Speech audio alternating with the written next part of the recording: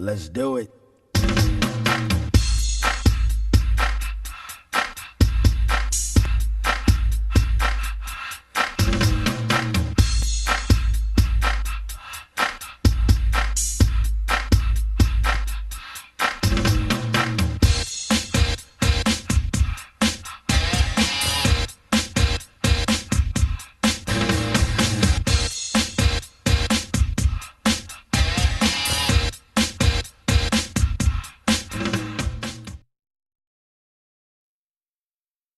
I need some arms in the air. I need some noise.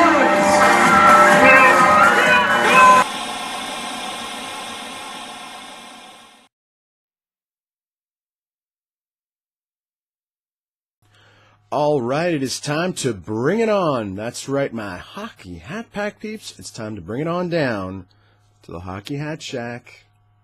Ah, what a beautiful place it is. Because it's time for another edition of Islanders Hockey Post-Game Report. All right, before we get moving on into the show, into the meat of the report, of course, I got to talk about the Hockey Hat Pack. .blogspot.ca. I'm telling you, I was yelling pretty loud last night, so occasionally you will see the bottled water come out. Get on the Hockey Hat Pack, hockeyhatpack.blogspot.ca. Click through. We have a Twitter account. That's right. I am on Twitter at HockeyHatGuy. Also on Facebook. And that's right, the fan page is called the Hockey Hat Pack. That's right. And get over there, like us. Press that thumb button as much as you can. Like. Also, YouTube channel, subscribe. Don't just go there and hang out. Don't be one of those kids that hang out at the mall and just stay there forever and ever and ever and not do anything with your life. No, subscribe. Get over there and hit that subscribe button, and you will be all set up, and you'll be doing me a solid too. And it doesn't cost you anything but a click. All right, let's get right into the report right now. That's right. Okay, the lowlights of the game. Well, again, we walked away with no W. We got a point. That's good stuff. But again, it wasn't a 60-minute effort. The second period was a rough one to watch. I will have to admit, it was a very tough one to watch. But the one thing that I've noticed, especially this last game, but the last couple games, is that there seems to be a lack of focus as a team. Now, individual efforts, different story. Individual efforts we'll be talking about in the highlights. But the team cohesion doesn't seem to be there, and there's something in the eyes of the players that just doesn't seem right. Now, of course, we have no idea. This is the way it works in sports. The stuff that goes on inside the locker room is very tightly kept. Organizations, it's totally understandable, of course.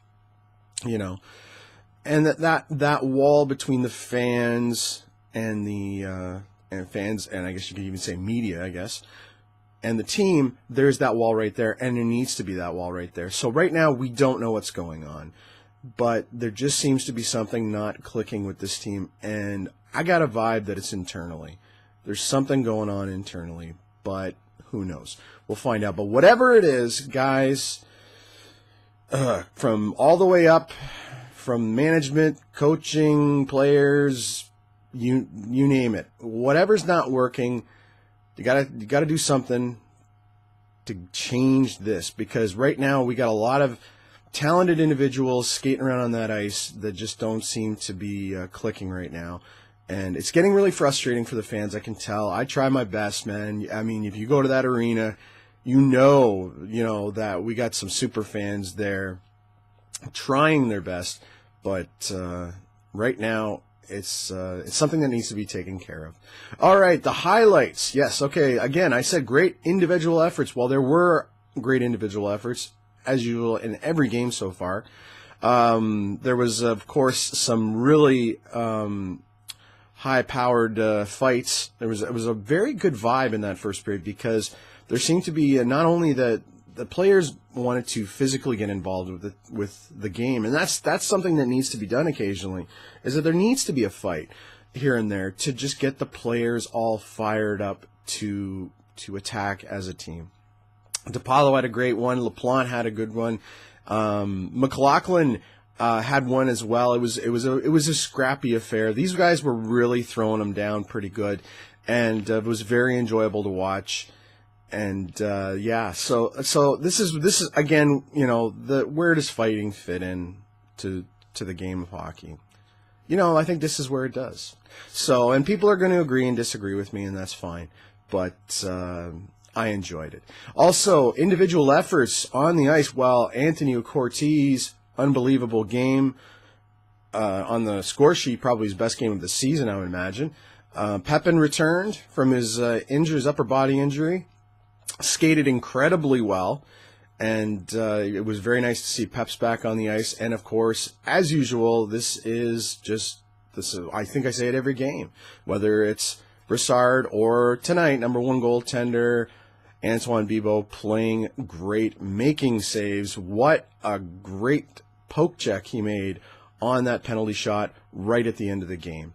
Special notes. I was the second intermission, I believe it was, or no, excuse me. I think it was a second intermission.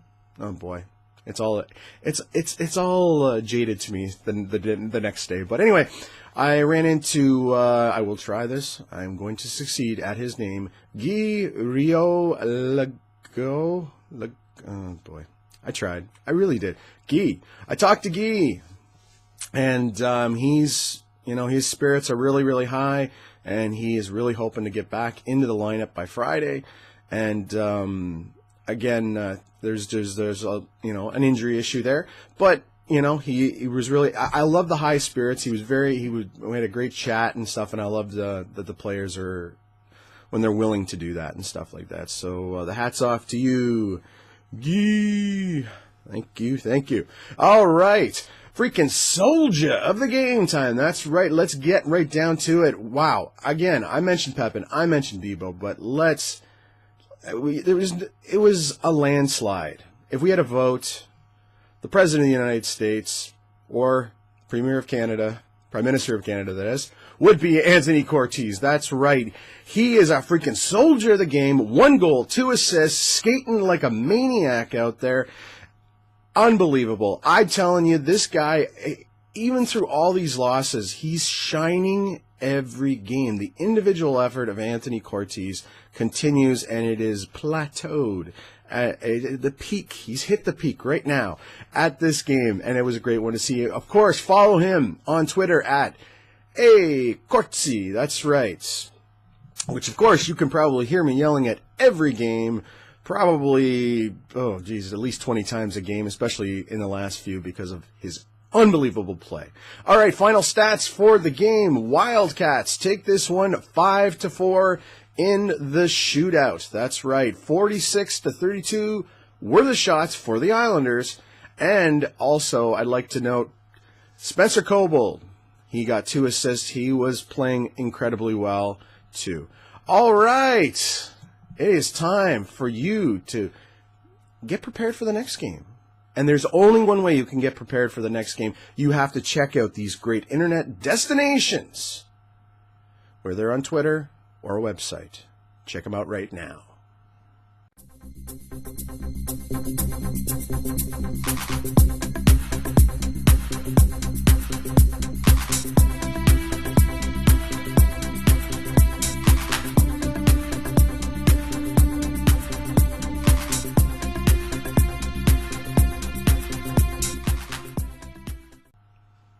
Okay, so you are all set up there. I also want to mention a couple more. I'd like you to check out the QMJHLEast.proboards.com. That's right, it is featuring the Maritimes division. And, of course, you just get on there and you get to go through all the chatter from all the fans, especially now that the trade deadline is coming up. It's really heating up on there. They've run a great show over there, a lot of good writers. Get over there. Check it out. That's right. Also, another one I want to mention is hockey. I almost said hockey hat fights. Woo! I think the hat should come off now. And it comes off to these two sites, actually, in a positive way. HockeyFights.com. That's right. Check out this great site, of course, loaded with hockey fight after hockey fight after hockey fight. Okay, so if you like the fisticuffs on the ice, you are going to enjoy this site. And, of course, the fights tonight that you saw, I was able to acquire through them. Very good website. Very enjoyable. I imagine Don Cherry has that one bookmarked. I can't see why not. Anyway, tweet of the night. Let's get right to it right now. And, of course, Emily Baby. Well, Emily Baby, she was mentioned in my interview, and I will talk about it in a minute. What interview, you say? Well, you're not checking out the site. You're not on Facebook and Twitter if you don't know, but I will touch on that right before we leave the show today. Emily Baby. And her tweet of the night was regarding an interview that I did, and I mentioned about a fan that took a picture of me at the last Moncton game, and she had something to say about it, and here it is right now, tweet of the night. Thanks for the mention. Did you tell him I called you an a-hole? That's right, she did call me an a-hole, and of course she added the two S's in between the A and the H just to make sure that I got the point across what I was at that game. And of course, you know, I mean, you listen to the interview. I mean, there's no hard feelings. I follow her on Twitter. She follows me on Twitter. I've chatted with her on Twitter a few times. It was about Christmas movies, I think, actually, if I remember correctly. Mickey Mouse Christmas Carol, yes. Ooh, a classic. I love that one. But anyway, yeah. So she asked me that question with the wink and the smile, and yes, I did. Of course I did. And she knew that, and everybody knows that. But hey, no hard feelings. I loved it. It made me laugh at the time, and I still laugh about it because I think was really funny. Okay, let's get to, I got one shout out, and it is to, talk about super fans, Bill and Pat Moore. They sit right behind me and my wife, Dee, and of course they're the billet parents of LaPlante, Jan Pavel LaPlante, and Alexei Pepin, and my wife, and I'm like this too. Sometimes we just want to do something, give a gift to somebody. They're great fans, by the way. They're unbelievable. I love that they're sitting behind us, chat during the game. Just great fans. And, you know, my wife just had this idea that she wanted to get a specially made gift for, specifically more for Pat, actually. And this is what they are. Here are the pictures right now. And, yeah, this is little ornaments and that were made specially in somewhere in New Brunswick. I'm sorry, I do not know the details on that, but if I get the details, I will give you your little home business there a little bump. They've been doing it for a long time, and these little ornaments, I believe they're hazelnuts or walnuts. I think maybe walnuts, actually. Very well detailed ornaments. I mean, it was just, hard to explain. The detail on these little ornaments, logos, everything. It even had on LaPlante, it even had the little A on the jersey. Unbelievable. And it was really great to see that these guys actually took the picture. This, of course, was after another loss. Peps wasn't on the ice, but, you know, during that whole game, you could see he was chomping at the bit to get on the ice, to be with his brothers in the gold and black. But LaPlante was on the ice, and you could tell there's that look of, you know, they didn't have to do this, you know, but they did do it, and that shows a lot of class. So the hockey hat is off to, of course, Bill and Pat Moore, great fans, and of course to Pepin and LaPlante for just taking that picture after another rough loss. Great job, guys. That's class all the way. Okay, the next game. Yes, the Islanders are back in action against the St. John Sea Dogs. Yes, Mr. Auger comes to town, or as I've been told, his name is Auger. That's the goaltender, of course.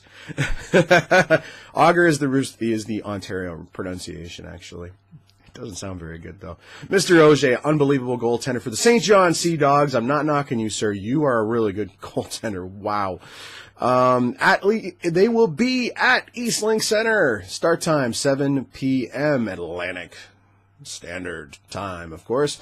And I want you to check out stationnation.blogspot.ca. That's right. It is created and run by Jamie Tozer. That's right, Jamie Tozer. He is on Twitter at station_nation. Check it out. I follow him. He follows me. Great website. Great. Oh, just puts mine to shame, man. Leading up to you and Mr. Willett up in Bathurst there. Great sites. So for all your Sea Dogs needs online, you have got to check out the stationnation.blogspot.ca. All right, before we go, I have to thank, I touched on it before, but I got to thank Mr. Steve Young. That's right, the play-by-play announcer for the Moncton Wildcats. And the interview that I did, my first ever interview, period. Okay? Jake Murphy's never been interviewed. Hockey Hat Guy's never been interviewed. But Hockey Hat Guy will be interviewed again. I just got this feeling because it went really well. He was a great interviewer, great sense of humor, had a lot of fun talking to him before, during, and after the interview. And I'm very surprised how well it went because I didn't know how I was going to do it. It wasn't on him. It was on me. I didn't know how I was going to do, but I said it on the website. A great interviewer equals a great interview. And he was the one leading that charge, and he took that all the way home. And thanks again, Mr. Steve Young. I'm open for another interview anytime. And when I'm in Moncton, I will definitely say hi to you for sure because you're just one great guy. And again, unbelievably great laugh. I just love people when they're laughing, and it's infectious. You know, I love the positivity that was coming out of Mr. Steve Young. Moncton, you got a great play-by-play guy right now. All right. Well, it's time to go. I bumped this one out quick. Gotta go because it's time to get this thing up on the net and get all pumped up and ready for that game against those pesky Sea Dogs and their super great goaltender, Mr. Auger. All right. So until next game, you know what? You got to keep that stick on the ice and don't get stuck. Boom.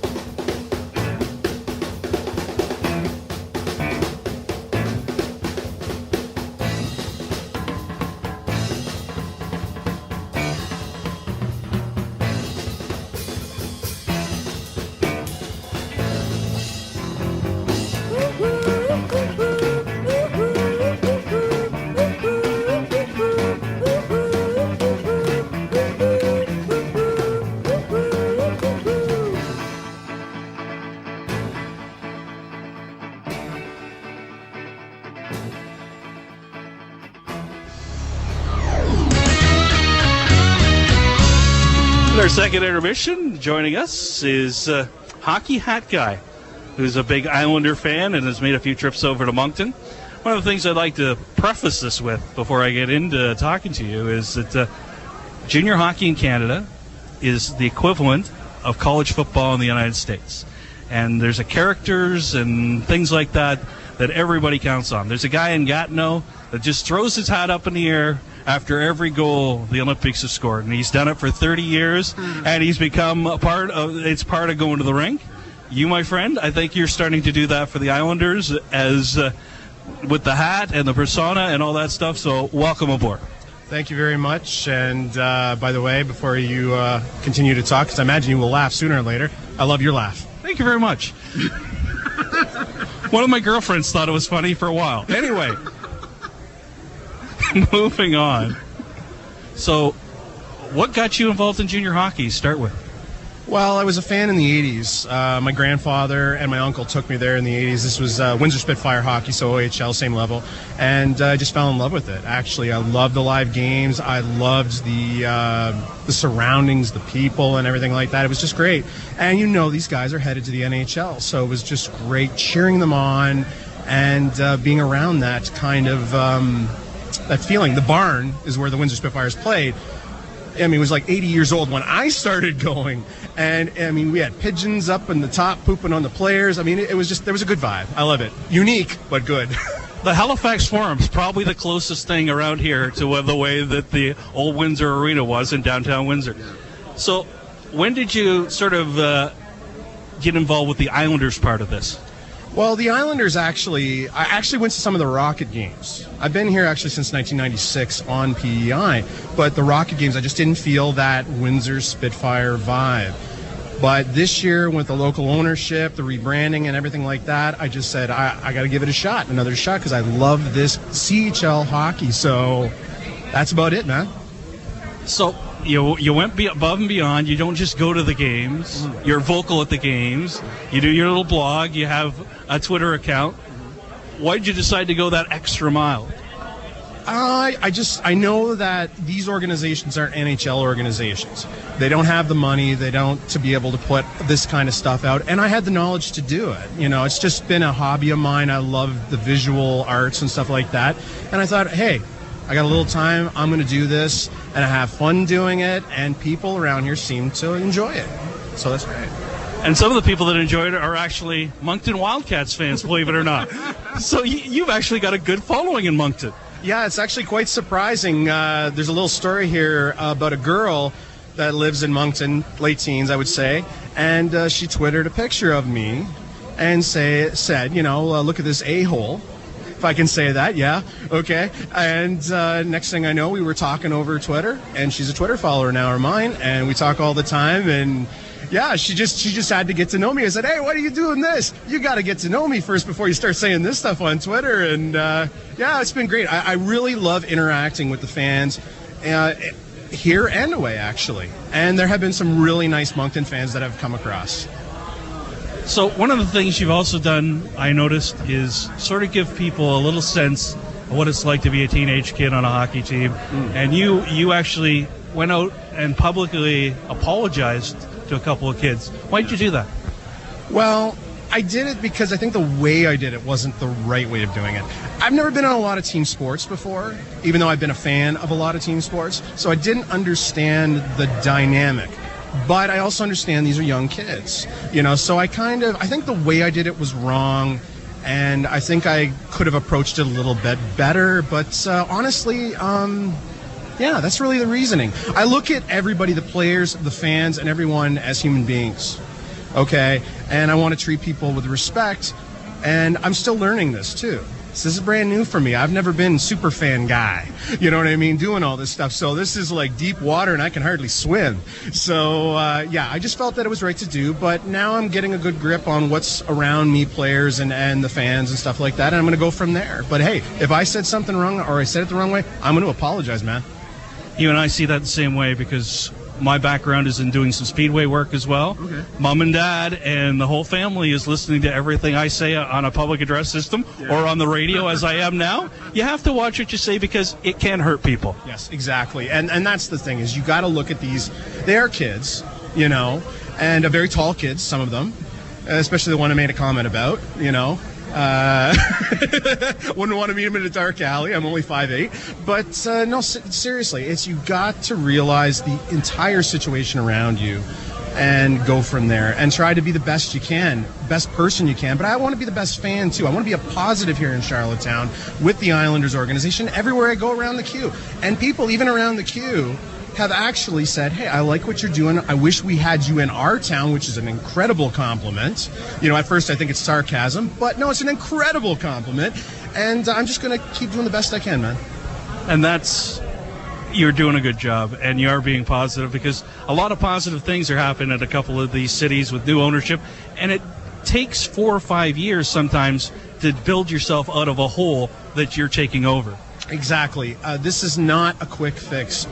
Especially you got new ownership in here with other teams like you were mentioning, and we need to have patience. It would be nice to have that big win. I mean, we had a great stretch to start off, but a lot of people don't realize there were a lot of close wins. The goalie pulled our butts out of the fire a lot during that.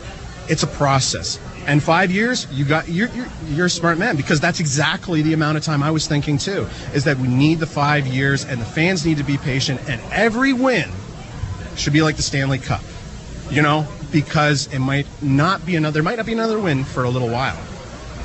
So let's give you a promo as we close this out.